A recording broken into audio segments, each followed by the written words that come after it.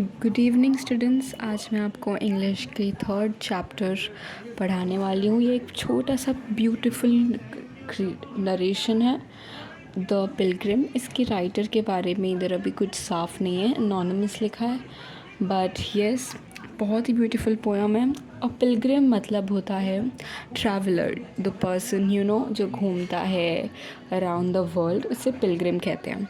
ये लेसन में यही बताया है हमें कि हेल्पफुल होना चाहिए, एम्पैथेटिक होना चाहिए और सेल्फिश नहीं होना चाहिए, अनसेल्फिश होना चाहिए, सेल्फलेसनेस दिखाना चाहिए हमें। ठीक है, let's start this poem really quick. A pilgrim going on a lane highway came at evening cold and grey. To a chasm deep and vast and wide, the old man crossed in the twilight dim. The chasm held no fear for him, but he paused when he reached the other side and built a bridge to span the tide. अब इधर बता रहा है एक loan मतलब एकदम कहीं भी कोई साइलेंस है, कोई भी उधर हंगामा नहीं है, एकदम खाली हाईवे पे, रोड पे एक पिलग्रिम जा रहा था। केम एट इवनिंग, कहाँ, शाम का वक्त था, ठंडी हवा चल रही थी और बादल क्या हो रहे थे, ढग रहे थे, मतलब अंदर जा रहे थे स्काई के। सन सेट हो रहा था ये समय, इवनिंग को एकदम कोल्ड, ठंडा और डार्क होते जा रहा था इवनिंग में। To a chasm deep and vast and wide, वो कहाँ पहुँचता है, एक चैसम के पास जो गहरा रहता है और बहुत ही बड़ा रहता है। चैसम मतलब a ravine, a very deep steep gap in the earth's surface, मतलब एक क्रैक, एक गैप, कोई दो पार्ट के बीच में, जैसे इधर है किधर है और बीच में पूरा खाली है। ठीक है, नीचे फोटो है, लेट्स सी देम।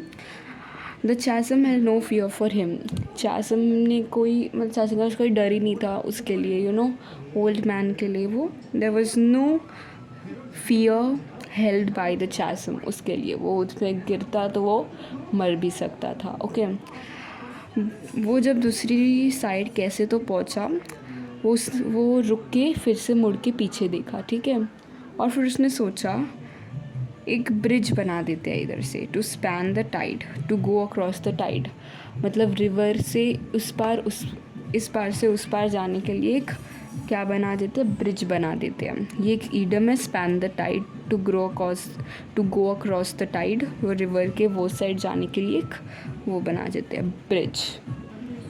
ये देखो, ये एक चैसम है, ये बीच में एक गैप है और उसने ये ब्रिज बनाने का सोचा, वो ओल्ड मैन ने। ठीक है, let's see the poem. Old man, said a fellow pilgrim near, why waste your time in building here? Your journey ends with the close of the day. You never again will pass this way. You have crossed the chasm deep and wide. Why build here at eventide?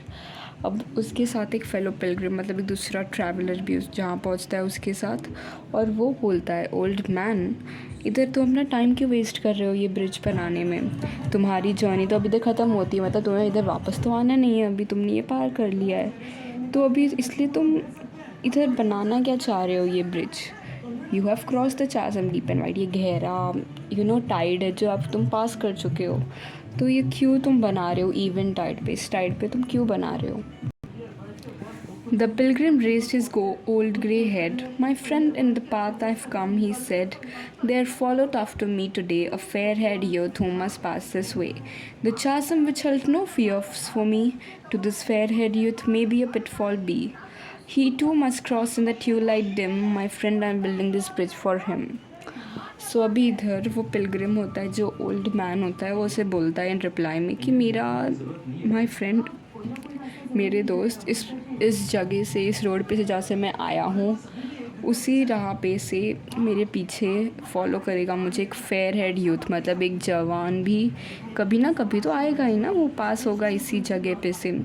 इस शासन ने जब मेरे लिए कोई डर नहीं छोड़ा, तो उस यूथ के लिए तो ये एक ट्रैप हो सकता है। पिटफॉल मतलब ट्रैप मतलब एक जाल हो सकता है, वो इसमें गिर सकता है, और वो भी अगर शाम के समय ही ट्वेलाइट डिम में क्रॉस करेगा। डिम मतलब अंधेरा होते होते अगर क्रॉस करेगा तो ये उसके लिए